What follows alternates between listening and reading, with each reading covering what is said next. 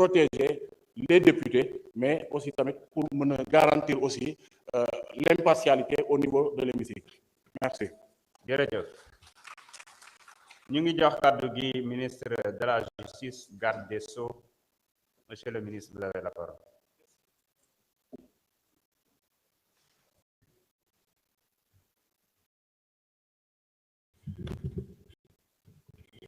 Je vous remercie, Monsieur le Président.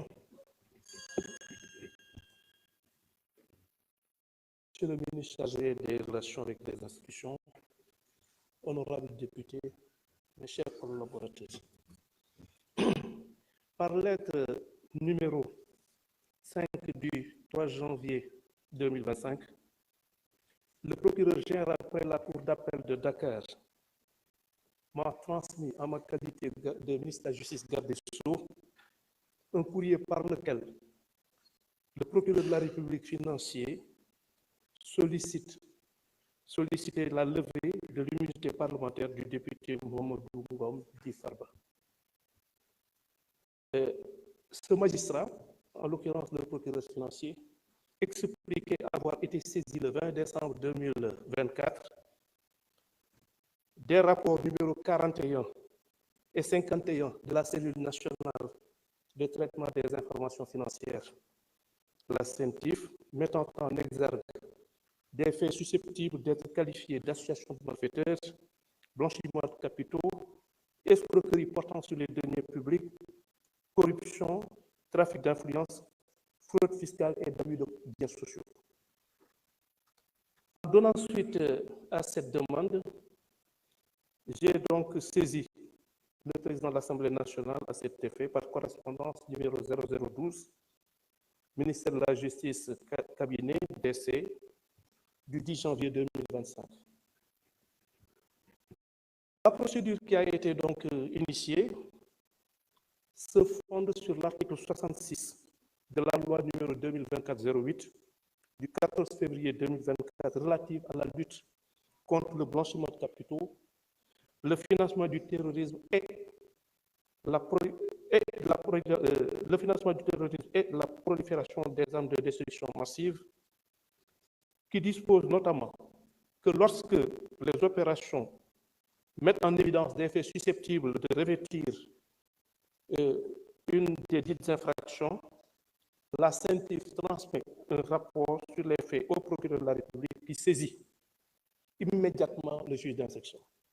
C'est-à-dire donc qu'au terme de cette loi, et au terme de la procédure, n'eût été la qualité de député mise en cause, il va de soi que le procureur de la République n'aurait eu d'autre choix que de saisir donc le juge d'instruction sans aucune autre possibilité d'opter pour une quelconque autre procédure.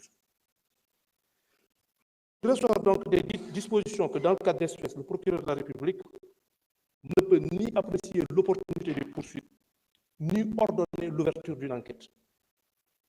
S'agissant de la levée de l'immunité parlementaire d'un député, elle est régie par des dispositions, comme l'a rappelé tout à l'heure M. le rapporteur, des articles 61 de la Constitution et 52 du règlement intérieur de l'Assemblée nationale.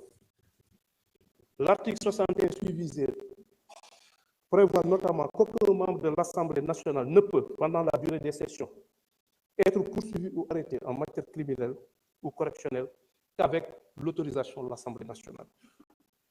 Quant au règlement intérieur précité, il dispose en son article 52 qu'il est conçu pour chaque demande de levée de l'immunité parlementaire d'un député ou pour chaque demande de suspension de poursuite déjà engagée, une commission ad hoc de 11 membres nommée selon la procédure prévue à l'article 34.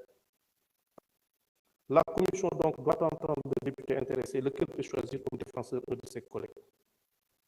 En conclusion, je vous réitère ma demande tendant à ordonner la levée de l'immunité parlementaire de l'honorable député Farba Ngom pour permettre à la justice de faire toute la lumière sur les faits incriminés. Je vous remercie de votre aimable attention. Merci beaucoup, Monsieur le ministre. La parole est à notre collègue Mohamed Ngom ou à son défenseur, Madame Aïssata Tall Sall.